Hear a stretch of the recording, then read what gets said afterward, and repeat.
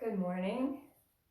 Welcome to Mantra 108, where my hair's out of place here.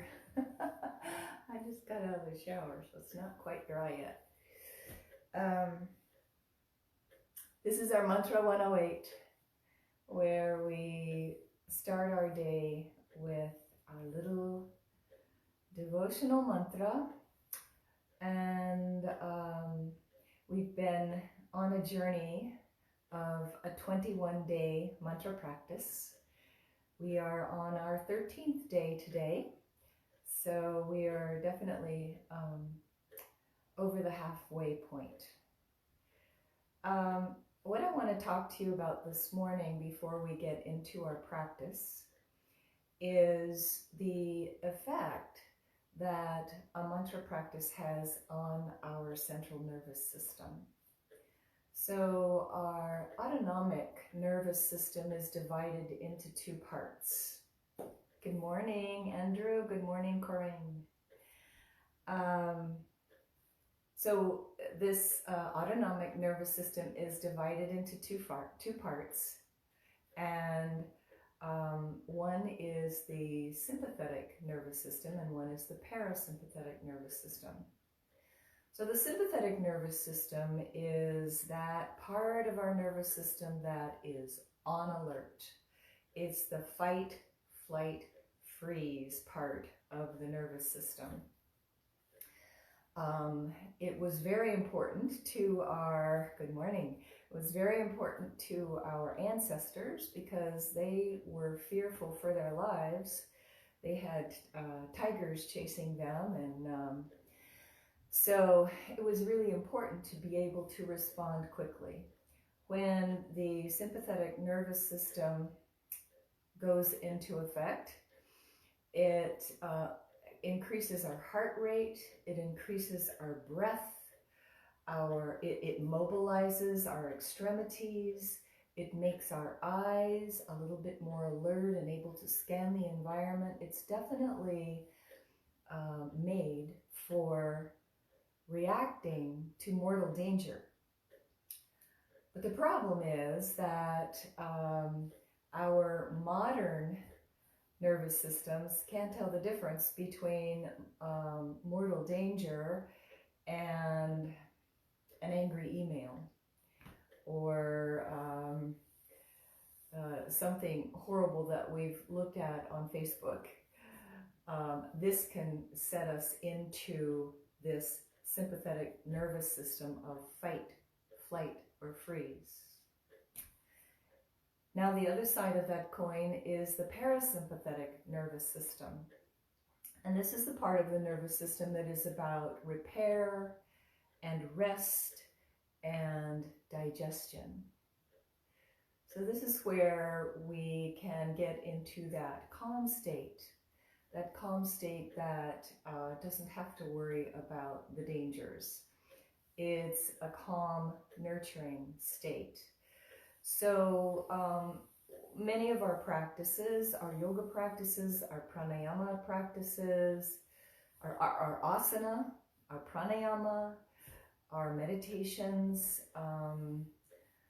sinking into good spiritual study, all of these things are nurturing for the parasympathetic nervous system.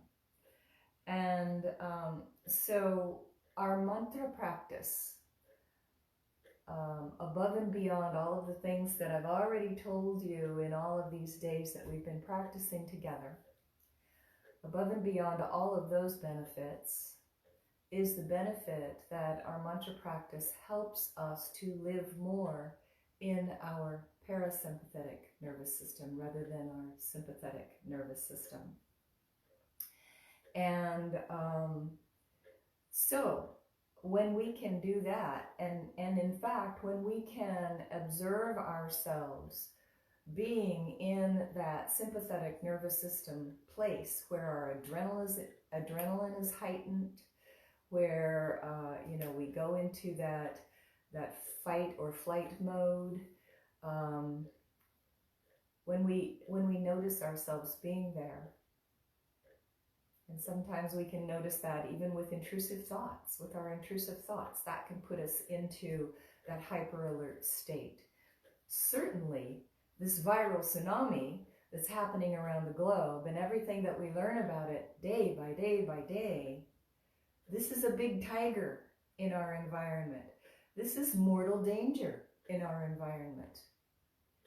And so I would venture, I reconnect, I connect, that many of us are living in this mortal fear, even if it's not on a conscious level, on an unconscious level, on a subconscious level. We may be living in a place of mortal fear. We may be living in a place that keeps us in our sympathetic nervous system, that heightened state, that heightened hyper alert, hyper vigilant state. So our mantra practice can bring that state down. It can calm us down. It can, in fact, repair and rest and help us digest what's going on rather than being reactionary to it. Now, when we have a virus, we can, and this is normal viruses, you know, when we have a normal virus, we rest. And if we rest, we repair more quickly. We rest in our parasympathetic nervous system. We rest and allow our parasympathetic nervous system to take over. And then we repair more quickly. We heal more quickly. Well, we're definitely in a heightened viral state. This viral state is our tiger chasing us right now. So the more rest we can do in that parasympathetic nervous system, part of our nervous system, the better off we are. The better off we are in facing the danger, the better off we are in filtering through the news that we're getting, the better off we are in just nurturing ourselves. So I wanted to just talk a little bit about that. Every time we engage with one another in the morning, I try to give you a little bit of knowledge, a little bit more knowledge about why our mantra practices are so important for us. And so I just wanted to tell you about how it affects our nervous system.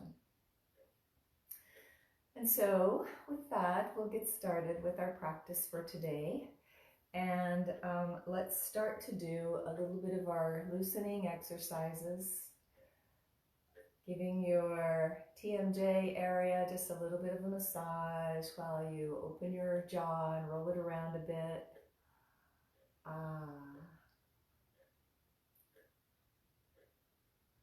This helps the muscles of our face relax into all of the speaking that we're doing in our mantra practice.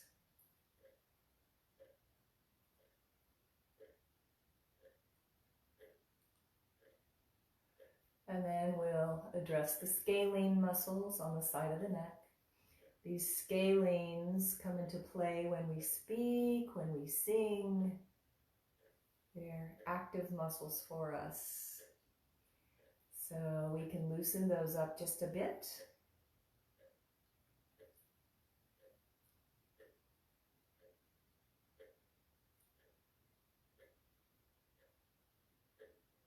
Nice. And then let's roll the neck.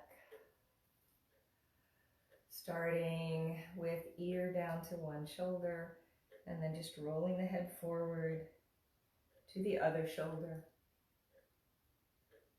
And back.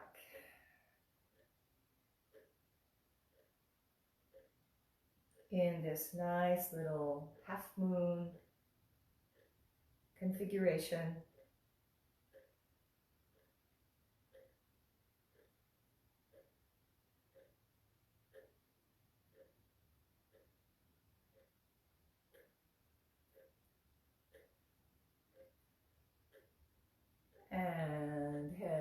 to center. Another reminder that I want to give you before we begin our practice is that when we are chanting Sanskrit, the sound is the form. From illusion to truth, from darkness to light, from fear of our death to the innate knowledge of our immortality, our eternal nature. And so, since the sound is the form, as we chant this, we're embodying these things. We're embodying this practice. So, I'm going to turn up our tampura.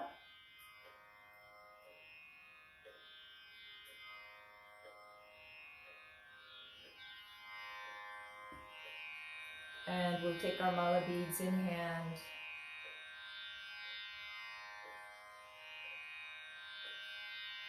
And close your eyes.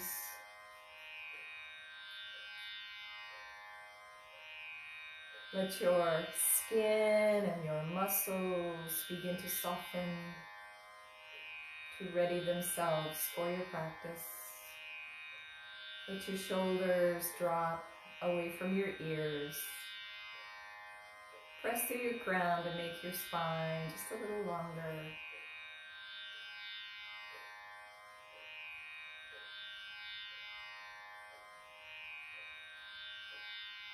Take a nice full inhale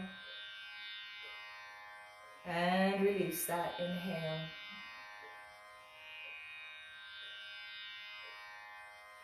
And another inhale and release.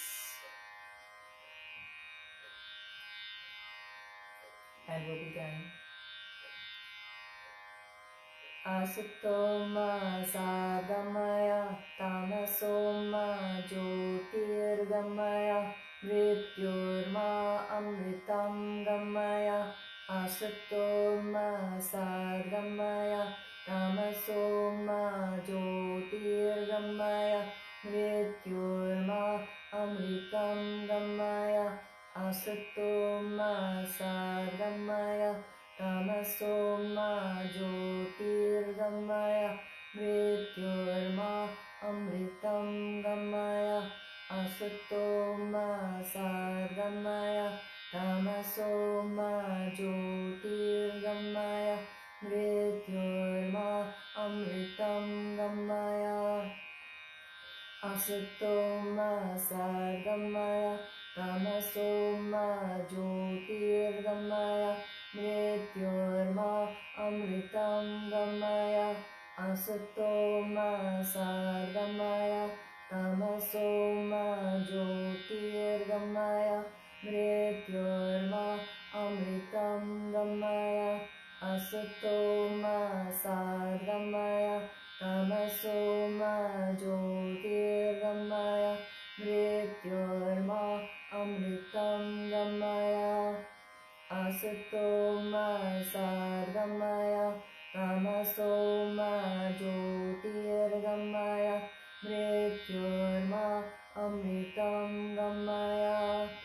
Asato Mā Sadgamaya, Tamaso Mā Jyotir Gamaya, Mṛtyormā Amṛtaṁ Gamaya. Asato Mā Sadgamaya, Tamaso Mā Jyotir Gamaya, Mṛtyormā Amṛtaṁ Gamaya. Asato Mā Sadgamaya, Tamaso Mā Jyotir Gamaya, Mṛtyormā Amṛtaṁ Gamaya. Asato Mā Sadgamaya, Tamaso Mā Jyotir Gamaya, Mṛtyormā Amṛtaṁ Gamaya. Asato Mā Sadgamaya, Tamaso Mā Jyotir Gamaya, Mṛtyormā Amṛtaṁ Gamaya. Asato Mā Sadgamaya, Tamaso Mā Jyotir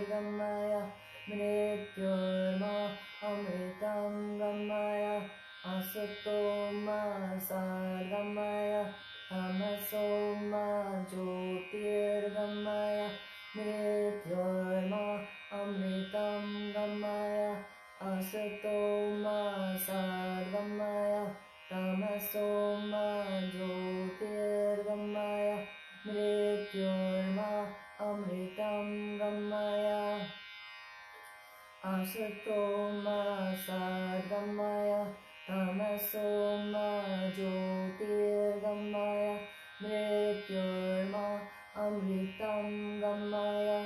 Asato Mā Sadgamaya, Tamaso Mā Jyotir Gamaya, Mṛtyormā Amṛtaṁ Gamaya.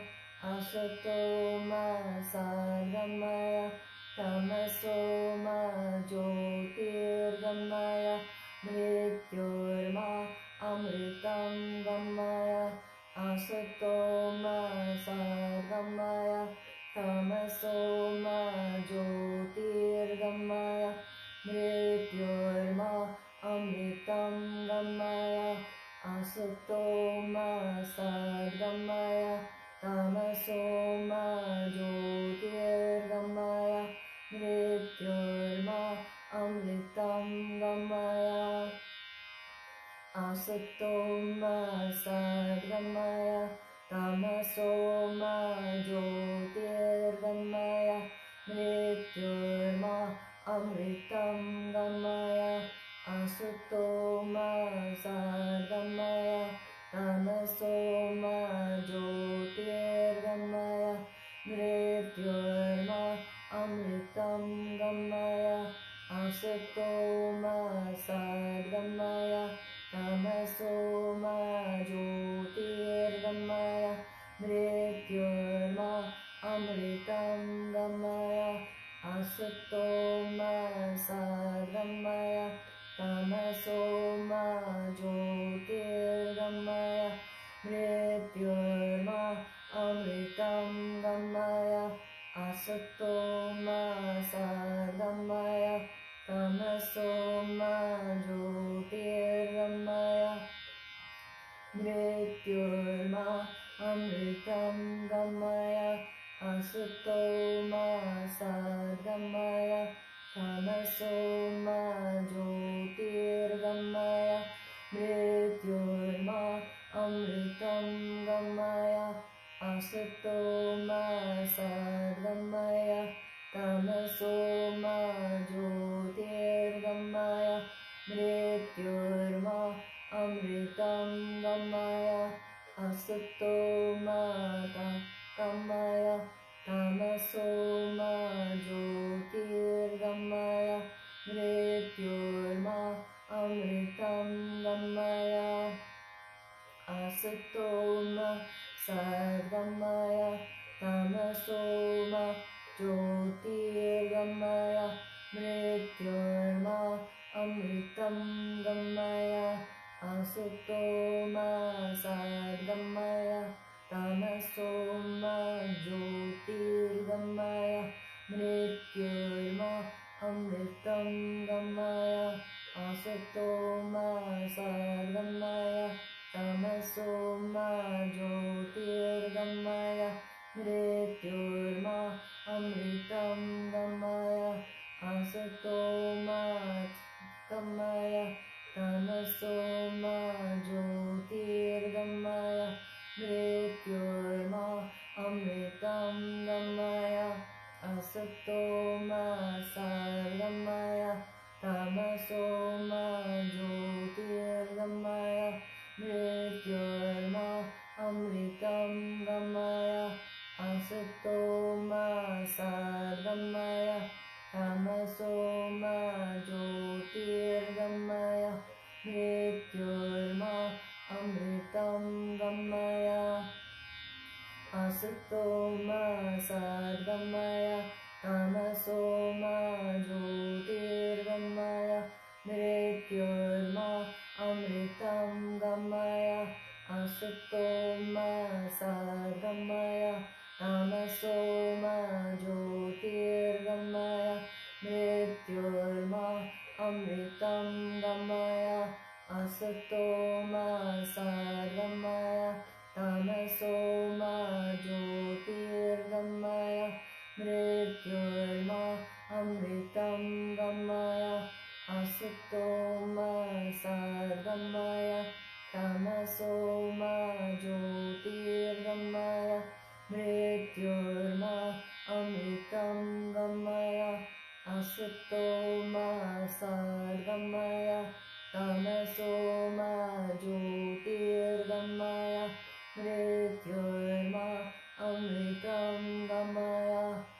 Asato Mā Sadgamaya, Tamaso Mā Jyotir Gamaya, Mṛtyormā Amṛtaṁ Gamaya. Asato Mā Sadgamaya, Tamaso Mā Jyotir Gamaya, Mṛtyormā Amṛtaṁ Gamaya. Asato Mā Sadgamaya, Tamaso Mā Jyotir Gamaya, Mṛtyormā Amṛtaṁ Gamaya. Asato Mā Sadgamaya, Tamaso Mā Jyotir Gamaya, Mṛtyormā Amṛtaṁ Gamaya. Asato Mā Sadgamaya, Tamaso Mā Jyotir Gamaya, Mṛtyormā Amṛtaṁ Gamaya. Asato Mā Sadgamaya, Tamaso Mā Jyotir Gamaya, Mṛtyormā Amṛtaṁ Gamaya. Asato Mā Sadgamaya, Tamaso Mā Jyotir Gamaya, Mṛtyormā Amṛtaṁ Gamaya. Asato Mā Sadgamaya, Tamaso Mā Jyotir Gamaya, Mṛtyormā Amṛtaṁ Gamaya. Asato Mā Sadgamaya, Tamaso Mā Jyotir Gamaya, Mṛtyormā Amṛtaṁ Gamaya. Asato Mā Sadgamaya, Tamaso Mā Jyotir Gamaya, Mṛtyormā Amṛtaṁ Gamaya. Asato Mā Sadgamaya, Tamaso Mā Jyotir Gamaya, Mṛtyormā Amṛtaṁ Gamaya. Asato Mā Sadgamaya, Tamaso Mā Jyotir Gamaya, Mṛtyormā Amṛtaṁ Gamaya. Asato Mā Sadgamaya, Tamaso Mā Jyotir Gamaya, Mṛtyormā Amṛtaṁ Gamaya. Asato Mā Sadgamaya, Tamaso Mā Jyotir Gamaya, Mṛtyormā Amṛtaṁ Gamaya. Asato Mā Sadgamaya, Tamaso Mā Jyotir Gamaya, Mṛtyormā Amṛtaṁ Gamaya. Asato Mā Sadgamaya, Tamaso Mā Jyotir Gamaya, Mṛtyormā Amṛtaṁ Gamaya. Asato Mā Sadgamaya, Tamaso Mā Jyotir Gamaya, Mṛtyormā Amṛtaṁ Gamaya. Asato Mā Sadgamaya, Tamaso Mā Jyotir Gamaya, Mṛtyormā Amṛtaṁ Gamaya. Asato Mā Sadgamaya, Tamaso Mā Jyotir Gamaya, Mṛtyormā Amṛtaṁ Gamaya. Asato Mā Sadgamaya, Tamaso Mā Jyotir Gamaya, Mṛtyormā Amṛtaṁ Gamaya. Asato Mā Sadgamaya, Tamaso Mā Jyotir Gamaya, Mṛtyormā Amṛtaṁ Gamaya. Asato Mā Sadgamaya, Tamaso Mā Jyotir Gamaya, Mṛtyormā Amṛtaṁ Gamaya. Asato Mā Sadgamaya, Tamaso Mā Jyotir Gamaya, Mṛtyormā Amṛtaṁ Gamaya. Asato Mā Sadgamaya, Tamaso Mā Jyotir Gamaya, Mṛtyormā Amṛtaṁ Gamaya. Asato Mā Sadgamaya, Tamaso Mā Jyotir Gamaya, Mṛtyormā Amṛtaṁ Gamaya. Asato Mā Sadgamaya, Tamaso Mā Jyotir Gamaya, Mṛtyormā Amṛtaṁ Gamaya. Asato Mā Sadgamaya, Tamaso Mā Jyotir Gamaya, Mṛtyormā Amṛtaṁ Gamaya. Asato Mā Sadgamaya, Tamaso Mā Jyotir Gamaya, Mṛtyormā Amṛtaṁ Gamaya. Asato Mā Sadgamaya, Tamaso Mā Jyotir Gamaya, Mṛtyormā Amṛtaṁ Gamaya. Asato Mā Sadgamaya, Tamaso Mā Jyotir Gamaya, Mṛtyormā Amṛtaṁ Gamaya. Asato Mā Sadgamaya, Tamaso Mā Jyotir Gamaya, Mṛtyormā Amṛtaṁ Gamaya. Asato Mā Sadgamaya, Tamaso Mā Jyotir Gamaya, Mṛtyormā Amṛtaṁ Gamaya.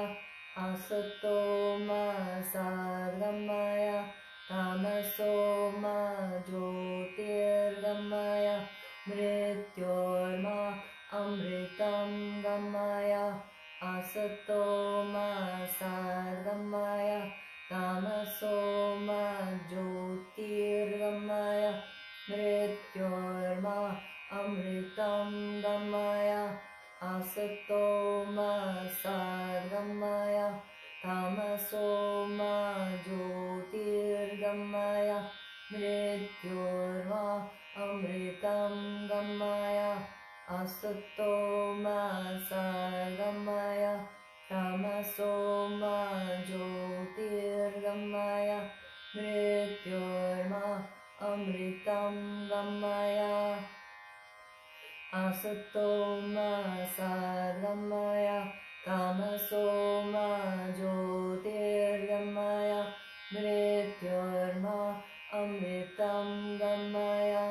Asato Mā Sadgamaya, Tamaso Mā Jyotir Gamaya, Mṛtyormā Amṛtaṁ Gamaya. Asato Mā Sadgamaya, Tamaso Mā Jyotir Gamaya, Mṛtyormā Amṛtaṁ Gamaya.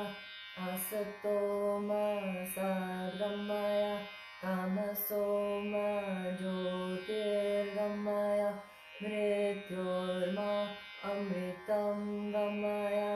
Asato Mā Sadgamaya, Tamaso Mā Jyotir Gamaya, Mṛtyormā Amṛtaṁ Gamaya. Asato Mā Sadgamaya, Tamaso Mā Jyotir Gamaya, Mṛtyormā Amṛtaṁ Gamaya. Asato Mā Sadgamaya, Tamaso Mā Jyotir Gamaya, Mṛtyormā Amṛtaṁ Gamaya. Asato Mā Sadgamaya, Tamaso Mā Jyotir Gamaya, Mṛtyormā Amṛtaṁ Gamaya. Asato Mā Sadgamaya, Tamaso Mā Jyotir Gamaya, Mṛtyormā Amṛtaṁ Gamaya. Asato Mā Sadgamaya, Tamaso Tamaso Mā Jyotir Mṛtyormā Amṛtaṁ Gamaya Asato Mā Sadgamaya Tamaso Mā Jyotir Mṛtyormā Amṛtaṁ Gamaya Asato Mā Sadgamaya Tamaso Mā Jyotir Mṛtyormā Amṛtaṁ Gamaya Asato Mā Sadgamaya Tamaso Mā Jyotir Mṛtyormā Amṛtaṁ Gamaya Asato Mā Sadgamaya Tamaso Mā Jyotir Mṛtyormā Amṛtaṁ Gamaya Asato Mā Sadgamaya Tamaso Mā Jyotir Mṛtyormā Amṛtaṁ Gamaya Asato Mā Sadgamaya Tamaso Mā Jyotir Mṛtyormā Amṛtaṁ Gamaya Asato Mā Sadgamaya Tamaso Mā Jyotir Mṛtyormā Amṛtaṁ Gamaya Asato Mā Sadgamaya Tamaso Mā Jyotir Mṛtyormā Amṛtaṁ Gamaya Asato Mā Sadgamaya Tamaso Mā Jyotir Mṛtyormā Amṛtaṁ Gamaya Asato Mā Sadgamaya Tamaso Mā Jyotir Mṛtyormā Amṛtaṁ Gamaya Asato Mā Sadgamaya Tamaso Mā Jyotir Mṛtyormā Amṛtaṁ Gamaya Asato Mā Sadgamaya Tamaso Mā Jyotir Mṛtyormā Amṛtaṁ Gamaya Asato Mā Sadgamaya Tamaso Mā Jyotir Mṛtyormā Amṛtaṁ Gamaya Asato Mā Sadgamaya Tamaso Mā Jyotir Mṛtyormā Amṛtaṁ Gamaya Asato Mā Sadgamaya Tamaso Mā Jyotir Mṛtyormā Amṛtaṁ Gamaya Asato Mā Sadgamaya Tamaso Mā Jyotir Mṛtyormā Amṛtaṁ Gamaya Asato Mā Sadgamaya Tamaso Mā Jyotir Mṛtyormā Amṛtaṁ Gamaya Asato Mā Sadgamaya Tamaso Mā Jyotir Mṛtyormā Amṛtaṁ Gamaya Asato Mā Sadgamaya Tamaso Mā Jyotir Mṛtyormā Amṛtaṁ Gamaya Asato Mā Sadgamaya Tamaso Mā Jyotir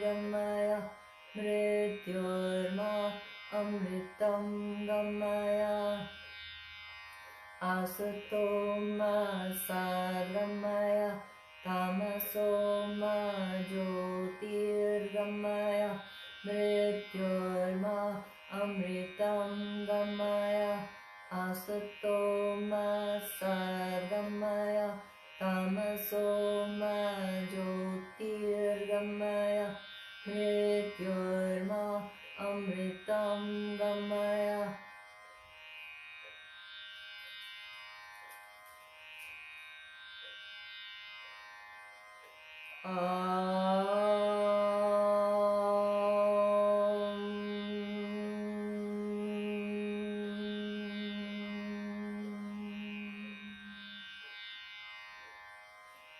Shanti, Shanti, Shanti.